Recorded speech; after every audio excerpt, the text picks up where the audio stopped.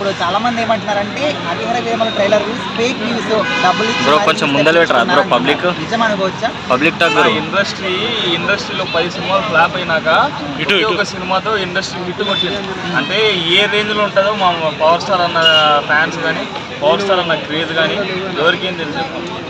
ఇప్పుడు పుష్పతో అంటే నిన్న మొన్న అల్లార్జున్, నిన్న మొన్న అదేది ఫ్యాన్ ఇండియా వాళ్ళు అది కరెక్ట్ గా మా అన్న ఒకవేళ కరెక్ట్ కాన్సన్ట్రేషన్ పెట్టి ఒక సినిమా తీస్తే అన్ని షేక్ అవుతాయి. ఇప్పుడే కాదు, అత్తారింటికి దాది ఫిలిం అందరికి గుర్తుంటుంది కదా, పైరసీ ఫస్ట్ హాఫ్ మొత్తం పైరసీ వచ్చేసింది రేపు రిలీజ్ అన్నప్పుడు.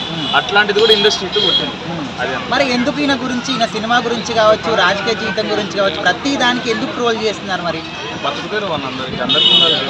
ఇప్పుడు పవన్ కళ్యాణ్ అన్న ఒకటే బతికితే కాదు కదా, పవన్ కళ్యాణ్ అన్న మీద ఏడ్స్తో కూడా బతుకుతారు. అట్లాంటి ఏడ్స్ అని అంతే ఏం చేస్తావు, ఏడ్స్ మా పవన్ కళ్యాణ్ అన్న ఇంకా స్టెప్ ముందుకే పోతున్నా తప్పితే ఎన్నికైతే పోతలేదు కదా, మాకు అదే కాదు. మరి ఒక సినిమా చూసి చాలా సంవత్సరాలు అయింది, పాన్ ఇండియా లెవెల్లో ఫస్ట్ సినిమా, డెప్యూటీ సీఎం తర్వాత ఫస్ట్ సినిమా. మరి 24th మీ సినిమాని, మీ హీరోని ఏ విధంగా విన్ చేపిస్తారు? థియేటర్లు తగలబడిపోతాయి.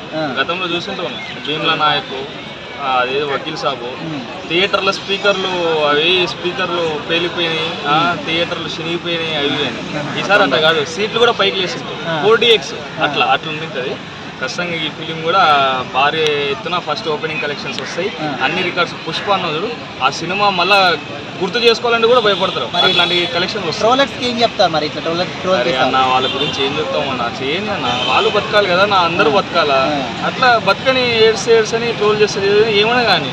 మా పవన్ కళ్యాణ్ అన్న ఒకవేళ ఈ ఫిలిం ఫస్ట్ రోజు కలెక్షన్లు గుర్తుపెట్టుకోవాలంటే కూడా మీకు ఆ జ్ఞాపక శక్తి సరిపోదు.